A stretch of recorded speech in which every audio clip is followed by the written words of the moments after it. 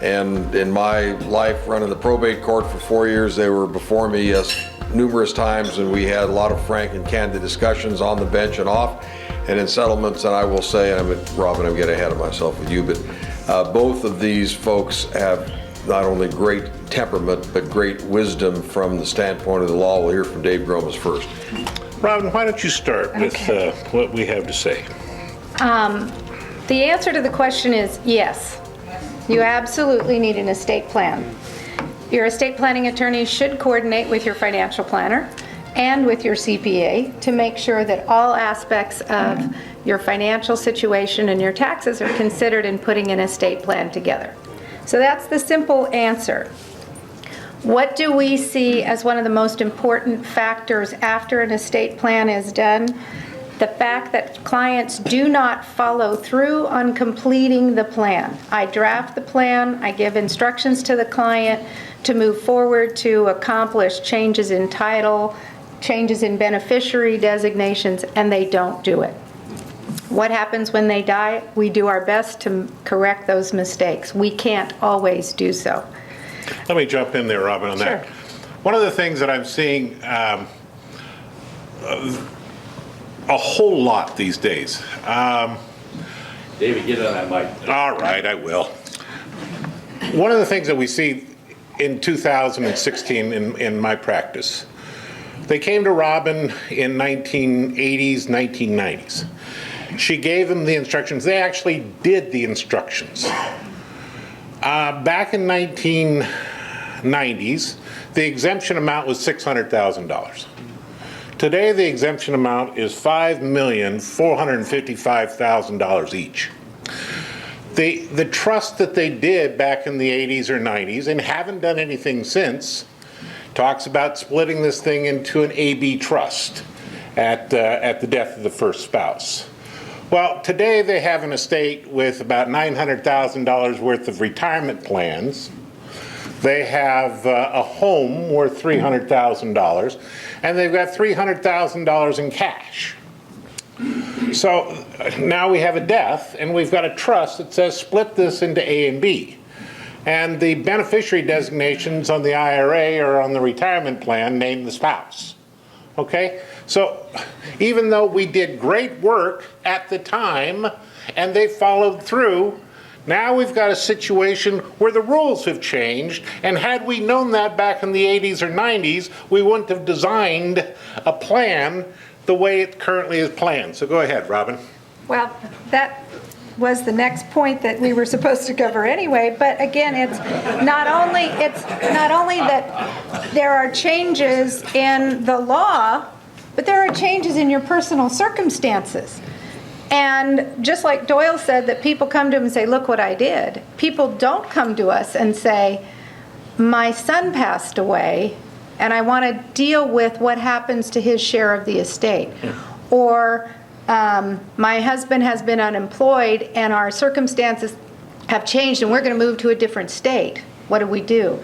So many changes in life occur that clients don't tell us about that, again, put us in a position of having to deal with the incomplete estate plan at the time of a person's death. I acquired a client recently who wrote her will in 1987 on a form, so it's not a complete holographic will because there's some typewritten words and some handwritten words. Then she decided to write a codicil on an envelope in her handwriting, which doesn't qualify as a codicil. So her intent will not be carried out because she didn't invest in getting the proper estate plan and following up with changes in her life. And the codicil was based on some changes in her life. Never thought to take the time to spend the money on an attorney to have it done correctly, rather than assume that what she wanted would happen when she passed away. I'm amazed at how many people come in with 3 children. Never 2 children, never 1. Always 3 children. One is a doctor. One hasn't worked for the last 15 years. And one sells insurance. No. And they're the wealthiest of them all, okay? And they want to treat these kids equally. Or because the kid who hasn't worked for the last 15 years really needs more. So they want to penalize the other two. I do make statements like, are you sure that you want to penalize someone for making right decisions? And if that usually stops them in the track, but sometimes, no, they want to choose that. The other thing is entitlement. I can't believe how kids feel that they're entitled. Just because mom and dad did well and they haven't done as well, they think they should get their fair share, even though mom and dad came to Judge Oliver, and it's not written that way. It's incredible, and that's part of, we don't make those decisions, but it's certainly our responsibility to make sure they understand what they think they want to do. Right. And that goes to another huge issue of who do you choose to be the trustee in charge of your trust? Who do you choose to be the power of attorney to manage your affairs while you're living if you become incompetent?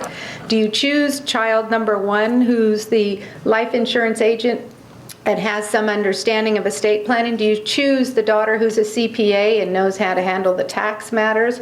How do the children feel about each other when one gets to be in charge over the other children? It's a very difficult question to answer, but I spend a lot of time with my clients discussing that. And a lot of time changing that as circumstances change in people's lives, and they make the effort to come back in and talk about what's happening among their children, what's happening in their children's lives, what they see going on. There are professional fiduciaries that can step into these positions. I'll let Dave talk about that. Piggybacking on that, not only on the asset side for our trust and for durable general powers of attorney during lifetime, but even on the healthcare side. And does the same person have to be in the same role or responsibility? No. We could have different people for different roles. I do not like the situation where we want Aunt Beth, who lives in Holyoke, Connecticut, to be the healthcare agent. Okay, because that flight from Fresno to Holyoke only runs never, and there is no substitute for eyes in my experience when we come to healthcare agents. The other thing that Robin mentioned, I've got lots of situations where we've got 3 kids, obviously, and we want to name the oldest one as the decision maker, and we want to put it in a trust because the youngest one isn't responsible. Never make a sibling the banker. If you want to ruin a relationship, ask a sibling to be the trustee for the younger one. It's not going to work. And sometimes those 3 or 4 kids come together in a blended family. Blended family estate plans are very complex, more complex than tax plans. So if you have a blended family, you require a lot more involvement with the attorney and planning the estate. And that ties into or segues into the next issue, which is beneficiary designations on life insurance and retirement, qualified retirement funds.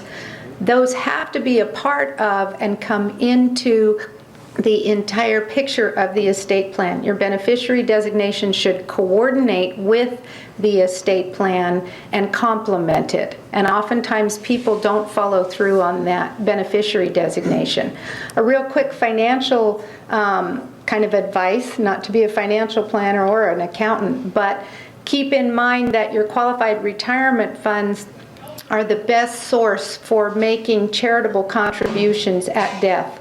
If you're thinking of making charitable contributions at death, talk with your accountant and your attorney about making the charity the beneficiary under your qualified retirement accounts. They receive those dollars income tax-free, so they get 100% of the dollar, as opposed to family members who have to pay income tax. We want to talk finally about the value of probate. We all talk about doing a trust to avoid the probate process, but sometimes there is value in having a probate process. And again, this is a discussion to have for yourself with your own attorney and your financial planner and accountant. Why would probate be a good thing for you? There's scare tactics out there by people who want to promote trust to scare you away from the cost of probate and the involvement of the court. It's not as bad as it sounds. There are processes that simplify the probate proceeding now and eliminate the necessity to be in court all the time. It's really down to just a couple of court appearances and court documents, and costs can be kept at a minimum. Attorneys' fees are a commission-based fee, but not all attorneys in Fresno County take a commission-based fee. They just do a probate on their hourly fee, which is generally substantially less than the commission-based fee. The executor is entitled to a fee, but if the executor is a family member, they generally don't take a fee because they have to pay an income tax on it. So they receive their share of the estate rather than take a fee. So don't be scared of probate. Be cautious and work out with your attorney what works best for you. We do have situations where we've advised clients specifically to have a will and anticipate a probate. David Justice's website, it says, look at problems from the correct perspective, and that's really kind of what we're hearing. Would you welcome David Justice? I think if you have a trust, you should know when you have to file a tax return for it. A lot of time, these living trusts, you're not going to file a return until a death occurs. So if it's revocable, you generally don't have to file a tax return for it. As soon as someone dies and it becomes irrevocable, you got to go get something called an EIN, which is an employer identification number, and you got to file a tax return for it. The other thing is what's getting taxed. In a trust, usually, not always, but they can be set up where income from the trust flows to the beneficiaries, and the corpus or capital gains or the principal within the trust stays in the trust. And so when you look at those things, the beneficiary is then going to pay tax on that income that they receive, and the trust is going to pay tax on the capital gains. Doesn't always have to happen like that, but it does quite often. That makes you think, okay, well, what kind of tax rates do the trusts have? Well, this isn't quite right, but it's pretty close, so I'll just do it from memory. So 3,000, 6,000, 9,000, 12,000. Okay, so those are your tiers. And those tax rate goes from 15% to 25% to 28% to 33% to 39.6. So you can see when you get above 12,000 on income on a trust, as Jack's already pointed out, taxes play a huge point or a huge deal. I mean, because you're losing 39.6% immediately to the federal government, and that's not talking about the state. And so, I mean, it's horrible when you've got clients who are making good money, a lot of money, and you go, I'm sorry, you're paying over 50% this year. And that's just not trust. That's just on their individual tax returns. I think that's, you know, who wants to get up in January and say, hey, in July I'm going to go work for myself? You know, that's pretty tough, but that's the way our taxation system. And the trust, it's even more aggressive because at $12,000 you're going to pay 39.6 above that. So that's something to consider. What are you putting in your trust? The other thing is losses don't normally go through to the beneficiary. So I had a client this year, the trust had invested in a partnership. There was a $60,000 loss in the partnership. She's the beneficiary. Losses don't travel through to her. It didn't benefit her at all. Obviously, those losses will stay in the trust. They'll carry on, carry forward. It'll be terminated, and it will, when it terminates, you'll get the value of that loss. But that doesn't help her in the here and now. The other thing is for some of these farmers, business owners, sometimes you want to do something called a Section 179. So that allows you, I think the law allows right now $500,000 you can write off. So you invest in something, a piece of business equipment, or actually trees and vines are going to be included in 2016. And you go in and you write this whole thing off. You don't have to depreciate it over years. And if what's held in the trust usually does not get to take advantage of a Section 179 deduction. So all the other partners may be in the property, but if a trust is owning the business or a trust is owning part of the ag land, it's not getting to take advantage of that. So obviously these are all technical things. They may or may not apply to you, but it's at least something to put in the back of your head. So that's basically my trust talk. My other thing is I just finished tax season, and I think for me, from a spiritual perspective, I've had this realization probably within the last 3 or 4 years, is that God has some parameters for your life. We know we shouldn't murder. We know we shouldn't steal. We know we shouldn't commit adultery. We know we shouldn't lie. We know we shouldn't covet. And those are all things related to our fellow man. But we also know that we should worship only God, that we shouldn't bow down to any idols. And we also know that we shouldn't use God's name in an improper manner, or God's name in vain. And then we come to keep the Sabbath holy. And I think the Sabbath is a bridge between God and man. And so, when you look at your life, we're all concerned about money, we're all concerned about this, but if you don't keep things in perspective, you're kidding yourselves. Because we've all seen the guy that has a tremendous amount of money and his life is a shambles. And so I think keeping the Sabbath holy will do miracles for your relationship with God, and will do miracles for your relationship with your family. Because as an accountant, there's a huge amount of pressure to work on Sundays or Saturday or not take a day off. And it's like, is that the right thing to do? I've got tax season. Hey, it's going to be over pretty soon. Or you're a farmer and you're harvesting. It's like, should you be harvesting 7 days out of the week? God said no. And so if you can honor God with that, will He honor you?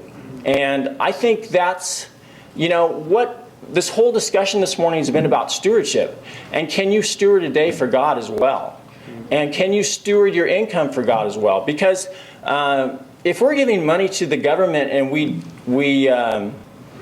can find a way around it, we should. Because that's being a good steward. Because we're going to use the money better than the government's going to use the money. Thank you, Pat. All right. Pat's my client. We're gonna go on that. So anyway, there's my message this morning. Thank you for having me. And Nick Allen, financial planner, his website says, and I think it's been proven this morning, when you have the right advisor, life can be brilliant. And actually, David just talked about having the right advisor, didn't he? All right. Nick?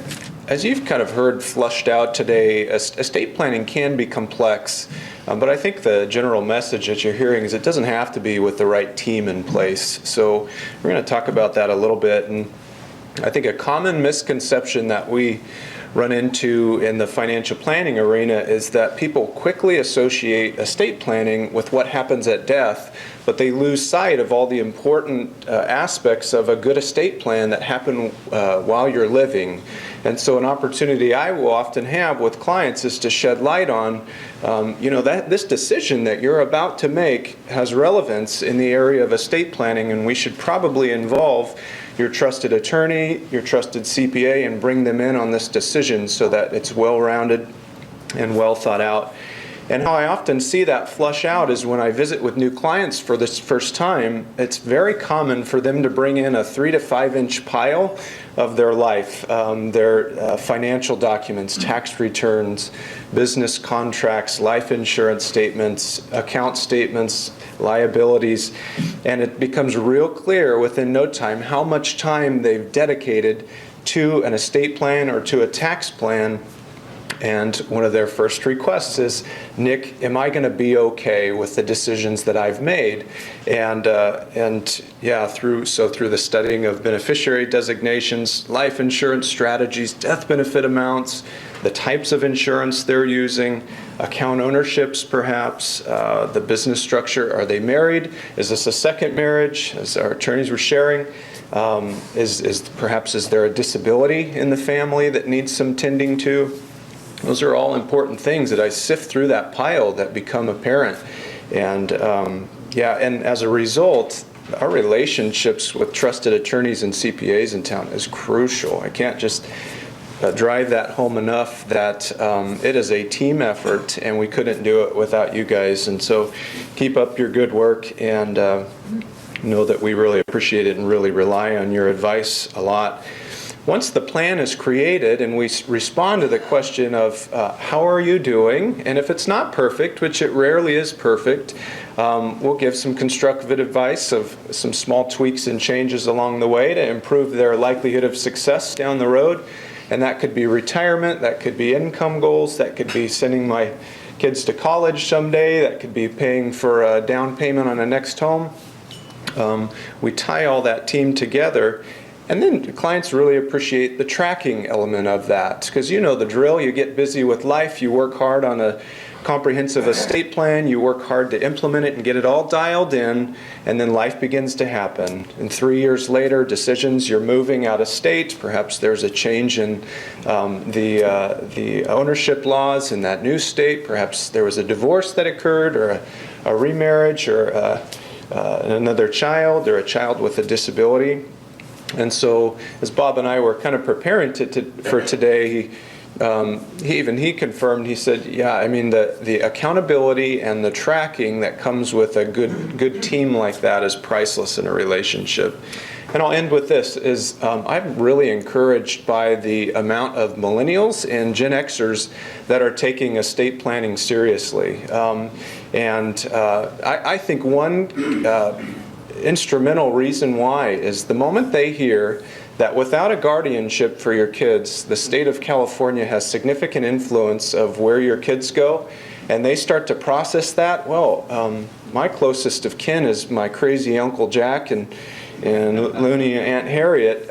That's a problem, and that isn't my first pick of where I would likely go. And you'd be surprised how the simple document of a guardianship for my kiddos has prompted them to get serious and work on a comprehensive estate plan. And I have more young single parents and married families that have implemented an estate plan with the help of attorneys like these, and I'm just really proud of that, and would encourage you to encourage your kids and your family to do the same. So.